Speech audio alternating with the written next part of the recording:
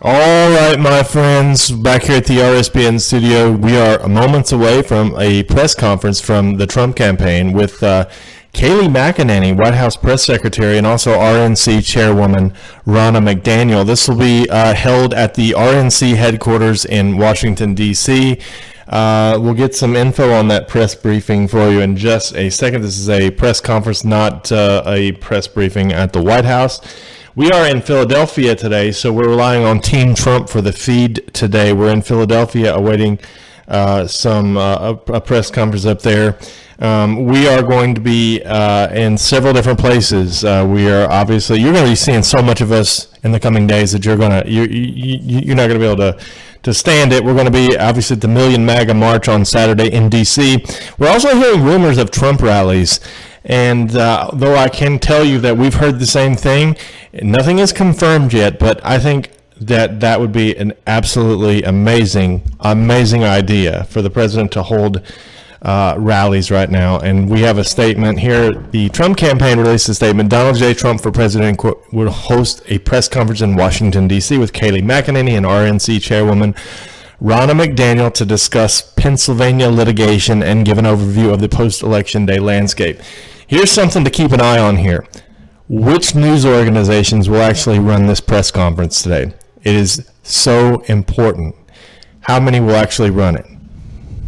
I don't think Fox News will. I don't think any of the major networks will. The attempted coup is what is happening right now. The media, big tech, they're all in on it.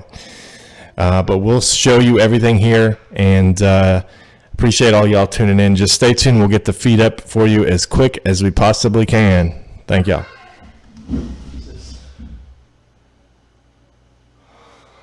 Mike Dinwiddie says the mic is too loud. So let me turn the mic down. All right, so how is this? Is this better? Mike, is this better? Testing 1 2. Wow, it is way too loud. Testing 1 2. Testing 1 2. All right. Let's try that. Sorry about that. I'm going to try to get the mic issues fixed.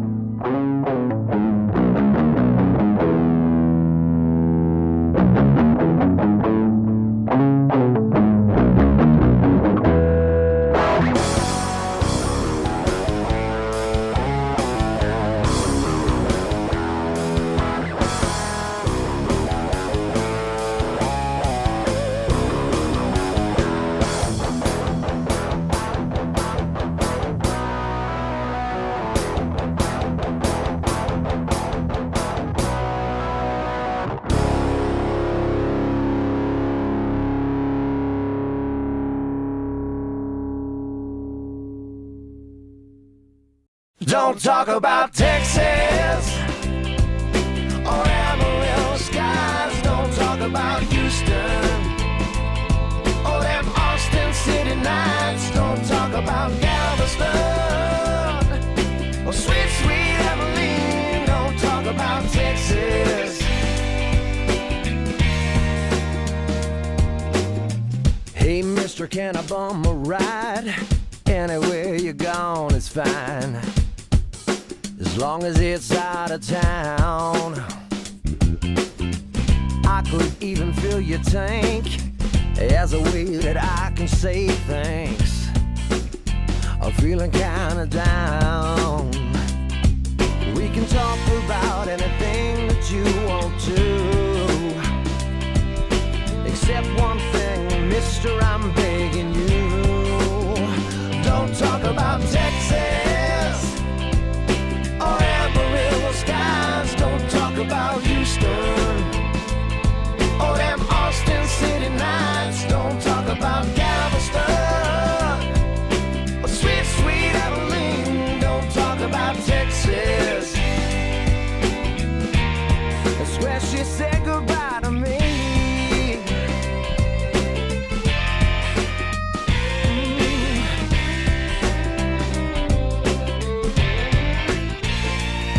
Well, I remember when she fell in love with me on that Corpus Christi beach. It felt so right. And I remember how her green eyes used to shine, and a taste on her sweet lips was like cherry wine. We can talk about any state that we've been through, except the one where I hitched this ride with you. Don't talk about Texas or Amarillo skies. Don't talk about Houston or them Austin City lights. Don't talk about Galveston or sweet, sweet Abilene. Don't talk about Texas. That's where she said goodbye to me.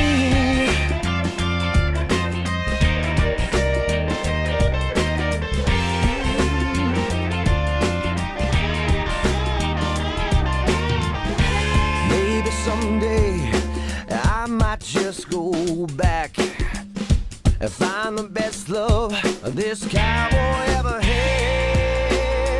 Yeah. Don't talk about Texas or Amarillo skies. Don't talk about Houston or them Austin City lights. Don't talk about Galveston or sweet, sweet Abilene. Don't talk about Texas. So don't you talk about Texas or Amarillo skies. Don't talk about Houston or them Austin City lights. Don't talk about Galveston or sweet, sweet Abilene. Don't talk about Texas. That's where she said goodbye to me.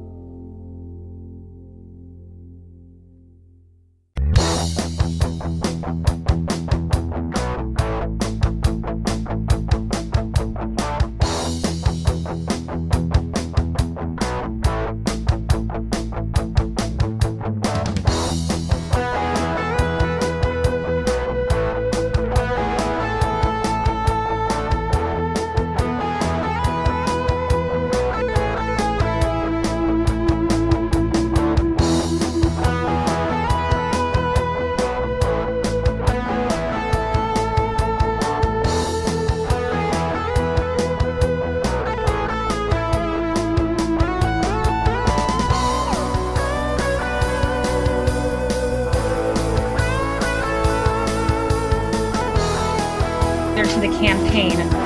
This election is not over, far from it. We have only begun the process of obtaining an accurate, honest vote count. We are fighting for the rights of all Americans who want to have faith and confidence, not only in this election, but in the many elections to come. There is only one party in America that opposes voter ID. One party in America that opposes verifying signatures, citizenship, residency, eligibility. There is only one party in America trying to keep observers out of the count room. And that party, my friends, is the Democrat Party. You don't take these positions because you want an honest election. You don't oppose an audit of the vote because you want an accurate count. You don't oppose our efforts at sunlight and transparency because you have nothing to hide. You take these positions because you are welcoming fraud and you are welcoming illegal voting. Our position is clear. We want to protect the franchise of the American people. We want an honest, accurate, lawful count. We want maximum sunlight. We want maximum transparency. We want every legal vote to be counted, and we want every illegal vote to be discarded. Unlike our opponents, we have nothing to hide. The integrity of our election matters. The Constitution of the United States matters. What we have seen across the country is Democrat officials systematically trying to do an end run around the Constitution to tip the scales of the election in their favor. As Justice Gorsuch wrote in DNC versus Wisconsin state legislature, our oath to uphold the Constitution is tested by hard times, not easy ones. Last-minute changes to longstanding election rules risk other problems too, inviting confusion and chaos and eroding public confidence in electoral outcomes. Pennsylvania is a case study in just this. Allow me to just broadly review 3 points that have happened in Pennsylvania. Number one, in Philadelphia, poll watchers who are legally permitted to be there and observe the vote count were blocked from observing the count. Our poll watchers were put behind barricades in a massive room. They were many feet from the counting process. And in fact, when you look at all of the tables, many hundreds of feet, in fact, from the tables in the very back. They were completely in the dark, completely unable to oversee the vote count, as was their legal right. An observer on the scene described it this way. Imagine being on a football field. You're on the 10-yard line and expected to make a call in the end zone on the other side of the field. It is unacceptable. An intermediary court ruled on the side of the campaign, on the side of transparency and allowing the poll watchers to observe the count. But what did the Democrat Pennsylvania Supreme Court do? They issued an administrative stay, effectively pushing back our poll watchers and denying them the access they deserve to sit and watch the count. Ask yourself this: what are Pennsylvania Democrats hiding? Why can't poll watchers simply observe the count? Second, Article 1, Section 4 of the United States Constitution clearly states this: the time, place, and manner of holding elections for senators and representatives shall be prescribed in each state by the legislature thereof. That's right, the state legislature is constitutionally the one making the decision. But the Supreme Court of the Commonwealth of Pennsylvania, Kathy Boockvar, and the Democrat-tilted Pennsylvania Supreme Court have continually disregarded the Constitution, making decisions clearly in the domain of the Pennsylvania legislator.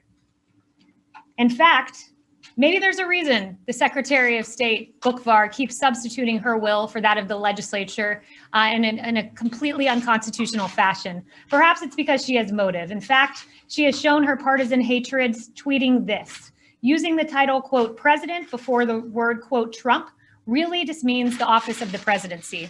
We see where her motives stand. And finally, a mere survey of the facts shows that voters in blue counties like Philadelphia County were given certain privileges that voters in red counties were not afforded. The Constitution's Equal Protection Clause requires uniform standards, but Democrat election officials created disparities depending on where citizens lived and where they voted in the state. Some counties set up satellite offices for backdoor early voting, whereas other counties did not. Some counties allowed pre-canvassing, where other counties did not. Voters in some counties were allowed to cure their ballots, whereas voters in other counties were not.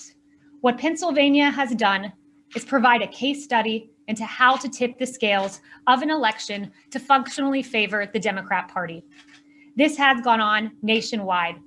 And I'll leave you with this. In DNC versus Wisconsin State Legislature, in another attempt to count late ballots that arrived after the election, Justice Gorsuch wrote, "Nothing in our founding document contemplates the kind of judicial intervention that took place here, nor is there a precedent for it in 230 years of the court's decisions."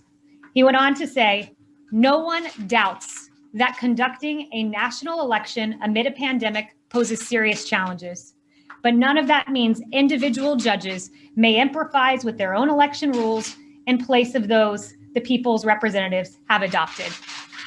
They have taken a global pandemic and turned it into a nationwide electoral epidemic. They have taken, based on what they call a natural disaster, they have used that and turned this into a national disaster. And with that, I'll turn it over to Matt Morgan, General Counsel for the campaign.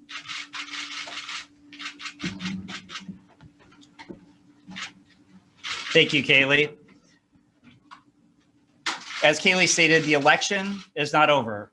Tabulation and canvassing continues across the United States.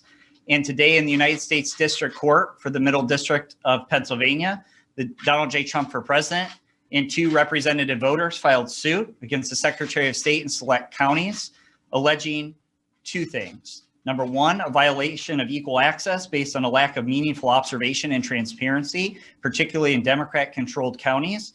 And secondly, a violation of equal protection based on disparate treatment between Republican voters and Democrat voters. But what does this mean in layman's terms? What does this mean for all of you?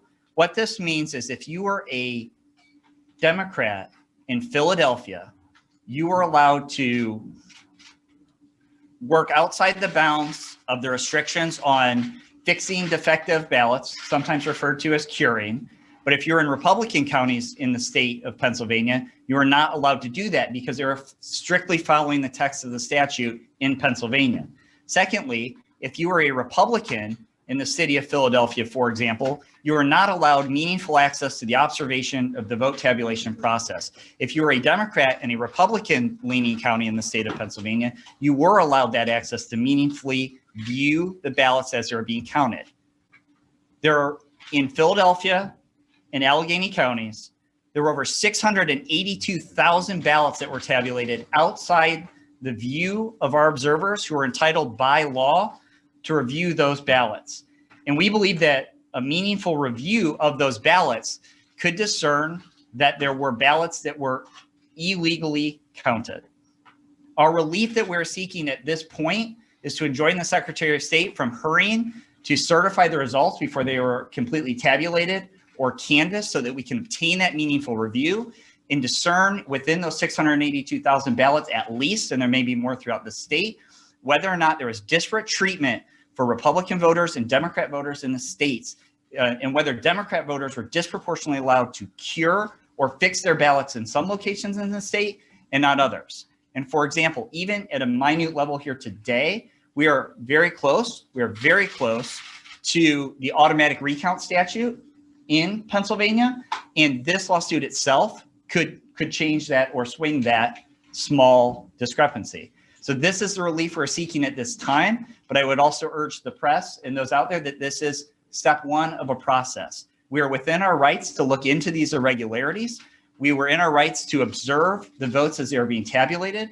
We will observe those, and we believe that this lawsuit takes us one step closer to closing the gap in the vote differential in Pennsylvania. And at this time, I'll turn over to the Republican Chairwoman, Ms. McDaniel. Thank you all for coming.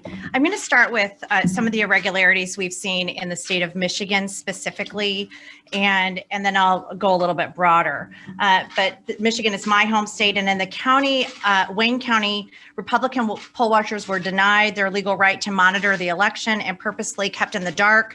Both literally and figuratively, poll watchers or election workers locked windows and padlocked doors.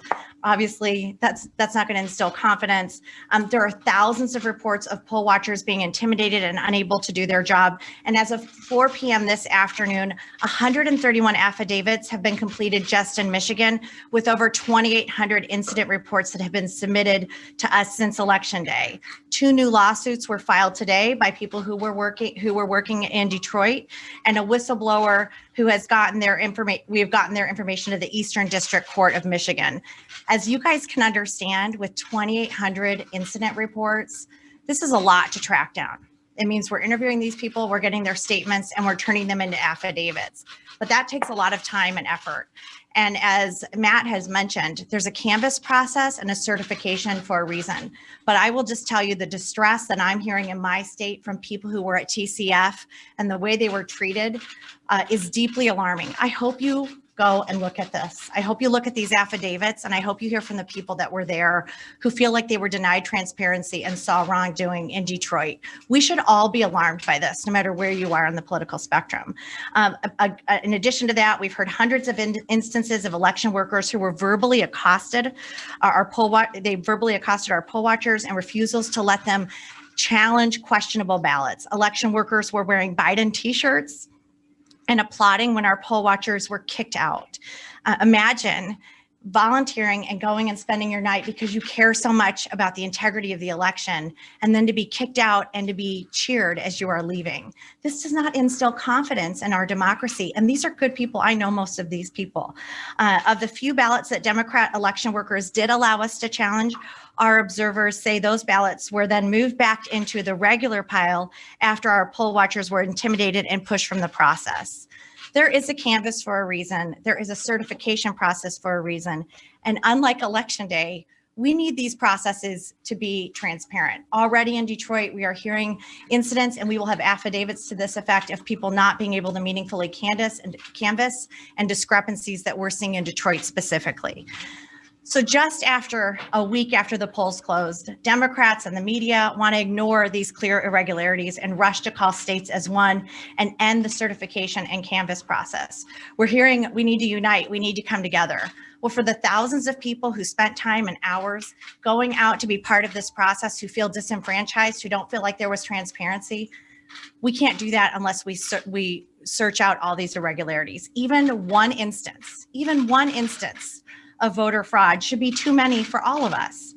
We intend to ensure that every lawful voter has their vote counted in accordance with the law, that observers are granted the access they are due under state law, and that any irregularities that have occurred, whether by malicious intent or incompetence, are investigated to the fullest extent allowed under the law. We will not give up on this process until every last issue has been uncovered. The RNC has deployed legal teams in multiple states to investigate clear irregularities with voting, counting, and tabulation, and we will work with state and local authorities to ensure that a legal count is conducted in accordance to each state's laws and that every vote is counted. If the shoe were on the other foot, if it were this close the other way, if President Trump was in the lead in all these states, and the media would be screaming, this isn't over, the race isn't over, we need more time to count and make sure it's right. But because it's Biden and a very slight lead, the media demands the race is over and there's nothing to see here. The American people need to have confidence in their elections. There are over 150 Americans who voted in this election, and they deserve to know that their votes were counted accurately. Right now, and I can say this as I'm hearing calls and hearing from people across the country, they do not have confidence that that happened. So I am asking the media, interview these people, talk to these people. Do not just dismiss these allegations out of hand, these irregularities. Go research it, because this is a problem when people are not being able to transparently watch the election counting, which they are legally allowed to do. It creates division in our country. Republican and Democrat should be allowed to observe this process. But in this case, it's Republicans that we're not allowed to. We will continue to fight. President Trump will continue to fight for us, and we'll continue to fight for him. Please go to visit.gop. Please visit gop.com to donate. And if you see signs of voter irregularity, go to 888-503-3526. Thank you. We'll take a few questions. Yep. Kayleigh, sounds like, do you know that fraudulent votes were actually cast? Or are you simply saying we don't know because we couldn't see? Look, what we are asking for here is patience. Ronna just mentioned to you the more than, I believe it was 130 affidavits in Michigan alone. We're aware of all the reports of thousands of votes in Nevada that were cast by those who are not eligible. We're hearing these reports. We're seeing them come in. We are vetting them. We are getting affidavits. So right now we would point you to all of that. That information is publicly available. But what we're asking for right now is patience as we explore these equal protection claims, among others. Can I add that? Let me just add a couple things in this recent lawsuit. One, we do have a whistleblower, which I discussed earlier this week, who was in Detroit as an election worker, not as a Republican poll watcher, who under affidavit says that they were told to backdate ballots, that their supervisor came and they were there on November 4th. Ballots that came in with no date, they were told by the supervisor, backdate the ballots to November 2nd or November 3rd so they will count. So that has been submitted to the to the U.S. Attorney in the Eastern District of Michigan. That is via affidavit.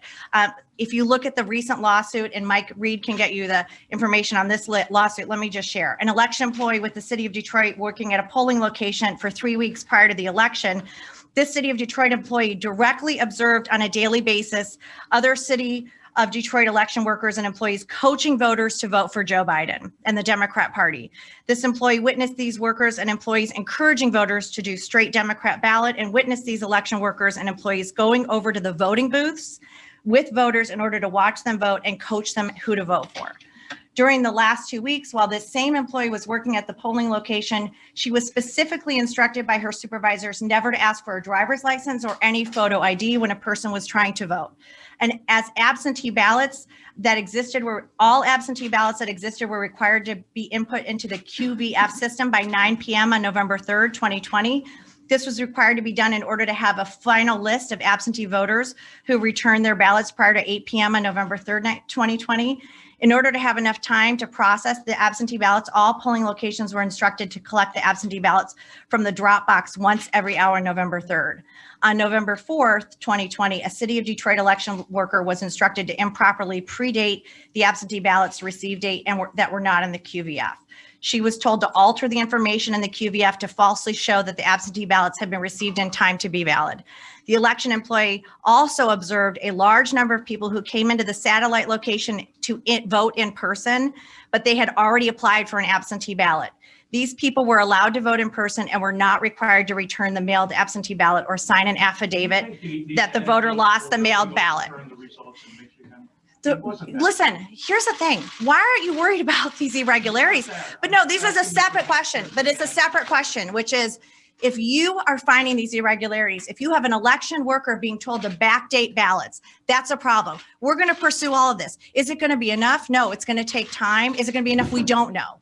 Is it going to take time? Yes, it's going to take time. But what we are seeing is deeply alarming. Along with the software situation we had in Antrim County, which we need to get to the bottom of as well. Now we have a whistleblower, and now we have 131 affidavits talking about irregularities and problems that were happening in Detroit. That's just Michigan. Can you share the name of the poll worker? You can look at this lawsuit. Mike, can you get them the lawsuit? We'll get that out to you. I don't know if that person's name, it may be a whistleblower, so they may be provided protections. Do you have any evidence that you can show us today that shows that illegal votes were cast? Well, I think I just went through that with you. With somebody backdating ballots, that's called illegal. If you are changing the date on a ballot, an election worker, a whistleblower, well, how would we have to subpoena that and we'll have to get that information, but that's going to be an investigation process.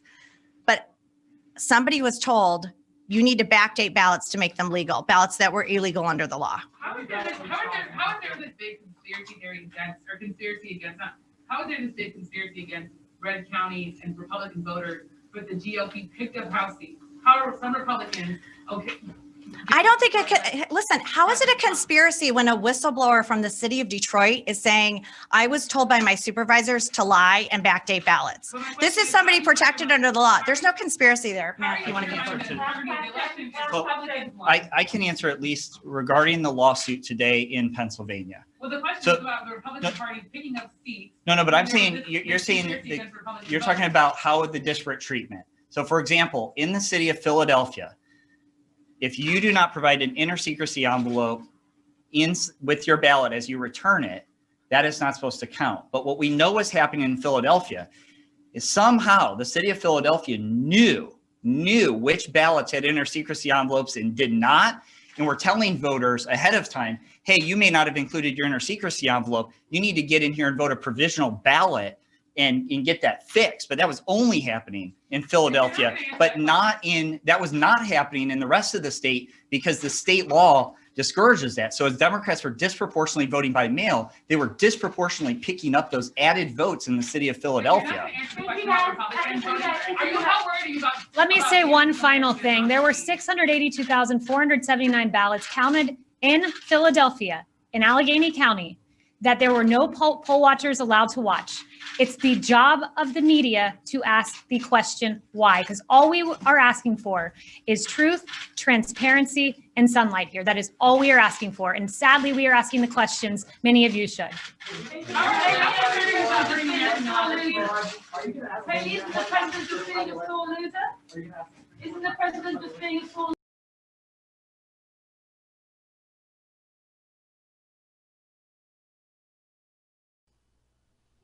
Okay, thank you all for joining us back here at the RSBN studio. I'm Joe Seals. Ask yourself a question. Why aren't the big networks covering this news conference? We didn't see it on any other network. Fox had it for maybe a few minutes and then they cut off.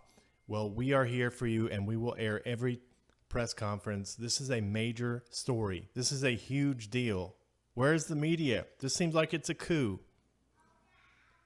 We'll continue to update you here at RSBN as much as possible. Anytime a news conference happens, we will announce it and then go live with it in full. Thank you all so much for your support. God bless you and have a great rest of your Monday.